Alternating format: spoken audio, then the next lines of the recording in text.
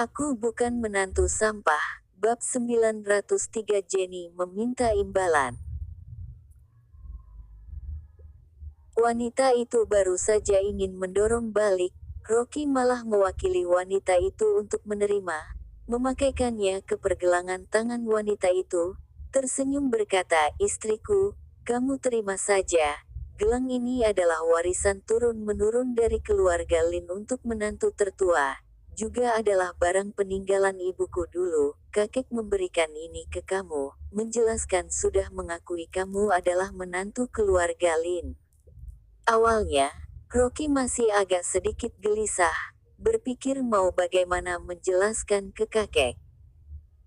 Dulu dia demi menikahi Dewi, langsung saja mengumumkan putus hubungan dengan keluarga Lin. Kakek di luar negeri setelah mendengarkan berita ini, juga marah sekali, kondisi penyakit memburuk. Dia di jalan sudah memikirkan banyak sekali alasan, bersiap untuk meminta pengertian kakek, membiarkan Dewi dengan terang-terangan masuk ke keluarga Lin. Tapi pria itu tidak terpikir, kakek melihat Dewi hamil, langsung gembira tak disangka memberi gelang ke wanita itu. Gelang ini bukan gelang biasa, ini merupakan petanda sebagai kepala keluarga wanita. Ini juga menunjukkan bahwa Ardian sudah mengakui Dewi, juga merestui Rocky yang berkeinginan untuk membuat istrinya dengan sah masuk ke keluarga Lin. Tangan Dewi agak gemetar, melihat gelang giok ungu di pergelangan tangannya, suasana hati diserbu dengan perasaan terharu. Selama menikah dengan Rocky, dia belum pernah bertemu dengan keluarga pihak suami. Sekarang, menantu jelek juga bisa dibilang sudah bertemu mertua. Jenny yang berdiri di samping buru-buru berjalan maju ke depan, tersenyum ceria berkata, "Pak Tua, kamu memberi gelang ke putriku, bukannya juga masih mau memberi angpau ya? Aku lihat orang kaya lainnya, bisa memberi menantunya angpau berapa miliar." Selesai wanita itu berkata, Ardian baru sadar keberadaannya, penasaran berkata, "Kamu siapa?" Rocky berkata, "Ini ibu mertuaku." "Oh, ternyata besan." Ardian mengangguk, menyipitkan mata menilai Jenny. Jenny dari awal sudah dibuat kasat mata oleh gelang giok, tidak tahan untuk menunggu lagi berkata, "Pak Tua, apa maksud kamu ini adalah meminta Rocky kembali ke keluarga Lin? Kalau benar demikian dia kembali ke keluarga Lin, bukannya mau membagi beberapa harta ke dia? Kalau aku lihat rumah ini lumayan, kalau tidak kamu anggap saja rumah ini sebagai hadiah pertemuan, berikan ke aku saja. Terus kasih 24 miliar hadiah pertemuan, seperti itu aku bisa lebih enak pindah masuk dan tinggal." Perkataan wanita itu keluar dan sangat mengejutkan orang. Orang yang ada di taman mendengarnya semua terbengong. Belum pernah bertemu dengan ibu mertua yang tebal muka dan tidak tahu malu seperti ini. Tak disangka pertama kali bertemu, membuka mulut mau uang. Ardian juga tertegun, sama sekali belum sadar, dia juga belum pernah bertemu dengan nenek tua seperti Jenny ini. Sebaliknya Dewi bisa dibilang malunya bukan main, ingin sekali rasanya menggali lubang membenamkan diri ke bawah. Wanita itu langsung menarik Jenny, "Bu, kamu ke samping dulu, kalau ada hal yang mau dibicarakan nanti saja." Dewi menarik sambil tidak berhenti memberikan kode mata ke Jenny. Tapi Jenny mana mendengarkan perkataannya, langsung melepaskan tangan wanita itu, dengan wajah yang tersenyum maju ke depan, "Pak Tua, beberapa tahun ini Rocky diusir keluar dari keluarga Semarga, terus tinggal di rumahku. Aku sangat baik terhadap Rocky, tidak tega untuk memukul dan memarahi, menganggapnya sebagai anakku sendiri, tidak pernah menyuruhnya melakukan pekerjaan rumah. Sekarang kamu memintanya kembali ke keluarga Lin, aku ibu mertua ini tidak ada jasa, Juga ada jerih payah. Aku tidak minta banyak, mau rumah ini sebagai balasan atas jerih payahku saja. Baru saja nada suaranya terlontar, Fiska menempelkan tangan ke tahi, tidak berhenti menggelengkan kepala. Rocky juga tiba-tiba tidak bisa berkata-kata. Nenek tua ini, bisa dibilang membuka mata sembarang berbicara, aktingnya ini benar-benar bisa mendapatkan piala Oscar. Pipi Dewi memerah, ingin sekali rasanya menarik pergi ibu kandungnya. Dia sekarang menyesal, tadi tidak seharusnya luluh hati, membawa Jenny ke hadapan Ardian. Ardian juga sudah sadar kembali, mengerutkan dahi menilai Jenny. Pria itu juga tidak terpikir, tak disangka Dewi memiliki ibu yang seperti ini.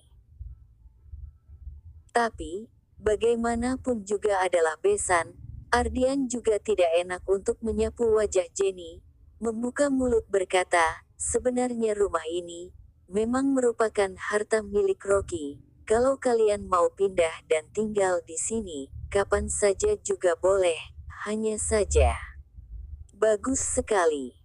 Jenny belum selesai berbicara, langsung melompat senang, dengan gembira berteriak, putriku, kita sekarang balik beres-beres, besok pindah masuk dan tinggal di sini. Berkata, wanita itu juga menoleh tersenyum berkata ke Ardian, kalau begitu kalian kapan pindah keluar? Jangan merusak rumahku ya, aku besok datang untuk mengganti nama pemilik rumah ini menjadi namaku. Fiska sungguh tidak tahan mendengarnya lagi, maju dan berteriak, Jenny, apa kamu sudah cukup? Sekarang Pak Tua sedang pemulihan di rumah ini, takutnya kamu tidak pantas untuk menyuruh siapapun pergi. Kenapa? Apa kamu tidak kedengaran? Pak Tua tadi jelas-jelas bilang memberi rumah ini ke aku. Jenny mengandalkan dirinya adalah ibu mertua, ada yang bisa diandalkan tidak takut sama sekali. Yang pasti wanita itu merasa Pak Tua enak diajak kompromi, seketika menjadi angkuh.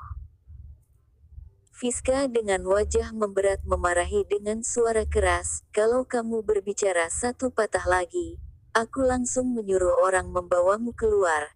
Jangan berpikir menginjakkan kaki masuk ke rumah ini satu langkah pun. Rumah ini tidak akan diberikan ke kamu, seumur hidup ini jangan berpikir untuk menambah nama. Yo, kalian keluarga Lin mengandalkan keluarga dan bisnis besar, menindas aku nenek tua ini ya. Sekali Jenny mendengar, seketika berteriak dan juga memanggil, Pak Tua. Kalian keluarga Lin tidak bisa menindas orang seperti ini. Sudah mengatakan rumah diberikan ke aku diambil balik lagi, ini namanya pura-pura.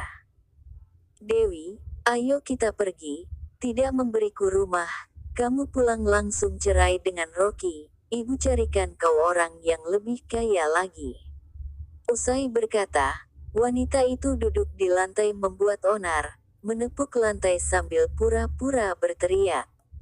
Keluarga Lin menindas orang, sedikit uang pun tidak mau kasih, masih ingin menikahi putriku, sangat tidak pantas sekali.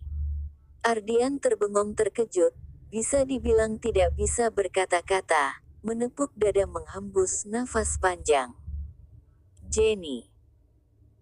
Rocky tidak tahan lagi, melangkah lebar ke depan, langsung menarik kerah baju Jenny, dengan ganas berteriak, aku peringatkan kamu, kakek belum sembuh, perlu pemulihan dengan tenang, kalau kamu mau ribut satu patah lagi, aku tidak akan mengampunimu.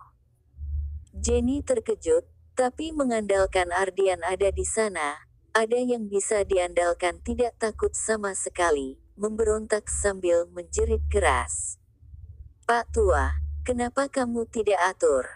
Didikan keluarga Lin itu seperti ini, menindas orang tua, dan juga memukul ibu mertua. Keluarga Lin yang ada di sekeliling, raut wajah seketika menjadi rumit, menghina sambil menunjuk-nunjuk Jenny dan Dewi. Kenapa begini? Tak disangka Rocky mencari seorang rubah betina menjadi ibu mertua. Ibunya seperti ini pasti putrinya juga seperti itu. Kalau aku lihat Dewi pasti juga sama saja. Wanita semacam ini bagaimana boleh masuk ke pintu rumah keluarga Lin kita? Wih, kita keluarga Lin tidak mungkin memiliki menantu semacam ini, terlalu rendahan. Bu, kamu jangan ribut lagi. Dewi malu sekali, menangis berteriak keras. Namun Jenny sama sekali tidak mendengarkan, sepenuh hati hanya ingin membuat keributan, yang pasti dia sudah menaksir rumah ini, sudah memutuskan, meski bagaimanapun juga mau mendapatkan rumah ini. Dewi marah sampai mata menggelap, hampir saja pingsan. Kalau bukan Fiska di samping mata dan tangan cepat, dia sudah terjatuh ke lantai. Melihat istri dibuat marah bukan main, urat hijau di dahi Rocky meledak keluar. Kalau biasanya, Jenny membuat onar seperti ini, dia hanya menahannya. Tapi sekarang di hadapan kakek, ditambah lagi masih ada tidak sedikit orang keluarga Lin di sana, dia membuat keributan seperti ini, sepenuhnya membuat istrinya Dwi dipermalukan. Ditambah lagi, kakek perlu pemulihan dengan tenang, sama sekali tidak boleh mendengar keributan seperti ini. Pria itu langsung menarik kerah baju Jenny, dengan ganas mendorong ke lantai. Jenny langsung terjatuh ke lantai, merintih kesakitan. Fiska memapah Dewi duduk di kursi istirahat, dengan suara ganas berteriak berkata, "Petugas, usir Jenny keluar dari rumah, jangan perbolehkan dia masuk." Sekali dia memerintah, 4-5 orang yang gagah dan kuat menerjang ke arah Jenny. Aku bukan menantu sampah, bab 904 ilmu merenggut arwah. Sekali Jenny melihat masalah menjadi besar, seketika juga terkejut. Dia hanya kelihatan Ardian mudah diajak kompromi, ingin ribut sebentar untuk mendapatkan rumah, tidak terpikir Fiska ternyata sama sekali tidak peduli statusnya, bilang keluar langsung keluar. Aku tidak akan pergi, Dewi, kamu bantu ibu ngomong beberapa kata. Jenny berusaha keras memberontak, menjerit sampai suara serak. Dewi sudah dibuat kesal sampai wajah memucat, sampai sulit bernafas. Rocky langsung berjalan ke depan, memijat beberapa titik saraf di badan wanita itu. Ini baru membuat suasana hati istrinya menjadi tenang, menghindari mempengaruhi janin. Pria itu membalikkan badan, dengan ganas berkata, "Lempar Jenny keluar." Tiba-tiba saja, dari belakang terdengar suara teriakan yang lantang. Ardian tiba-tiba tubuhnya roboh, tiba-tiba duduk di kursi roda mulut memuntahkan buih putih, dua mata langsung melihat ke atas, sekujur tubuh gemetar seperti tersambar listrik saja. "Pak Tua." Fiska seketika terkejut langsung, meninggalkan Jenny, berlari cepat 2-3 langkah ke depan Ardian, "Ayo ambilkan obat kemari." "Kakek." Rocky dalam hati langsung memberat, paras wajah menjadi dingin sampai tingkat tertinggi. Dewi juga dengan suara bisikan, buru-buru berkata, "Rocky, aku tidak apa-apa, kamu lihat kakek dulu saja." Saat ini, beberapa dokter menerjang kemari, satu di antaranya dokter yang berambut pirang mata biru, mengeluarkan sebuah jarum suntik, suntikan terbang cepat disuntik ke legan Ardian.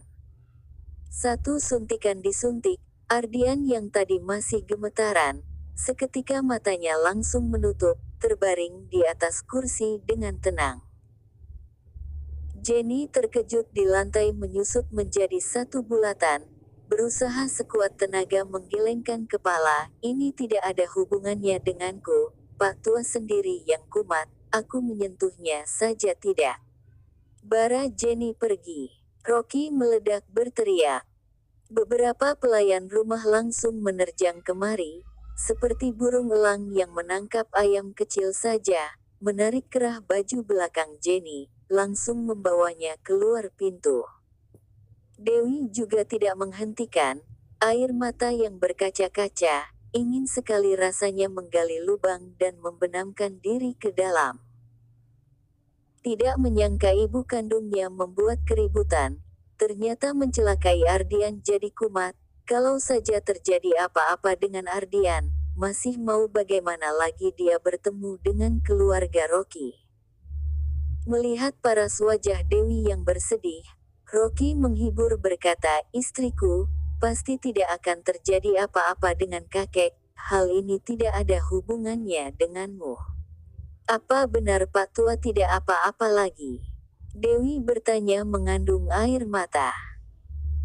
Fiska menghela nafas panjang, dengan ekspresi wajah yang berat berjalan ke depan. "Pak Tua sekarang sudah tidak apa-apa lagi.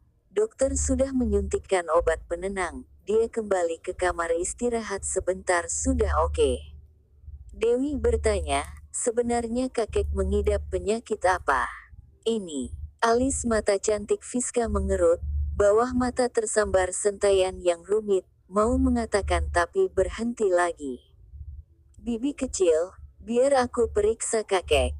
Dahi Rocky mengunci erat, berjalan ke depan dengan seksama memeriksa nadi Pak Tua. Tangannya baru saja terjatuh ke lengan Ardian, tiba-tiba ekspresi wajahnya menjadi agak berat. "Aneh. Nadi Pak Tua, tak disangka begitu pelan, seperti minyak lampu yang sudah mau kering, api sudah mau padam saja. Dan juga, nadinya ringan seperti meayang, seperti ada seperti tidak, sama sekali sama seperti orang mati saja, tapi anehnya, juga masih ada sentaian samar-samar nadi kuat yang menggantung, tapi benang layangan yang tegang, seakan sewaktu-waktu akan tertarik dan putus." Rocky melepaskan tangan, ekspresi wajah berat menundukkan kepala. "Bibi kecil, kakek ini takutnya bukan sakit. Masih saja tidak bisa menutupi dari kamu." Fiska tersenyum pahit, "Awalnya aku berencana mencari beberapa orang pintar untuk periksa, tapi sekarang kelihatannya kondisi penyakit Pak Tua semakin parah." Saat ini, Dewi terkejut bertanya, "Ada apa?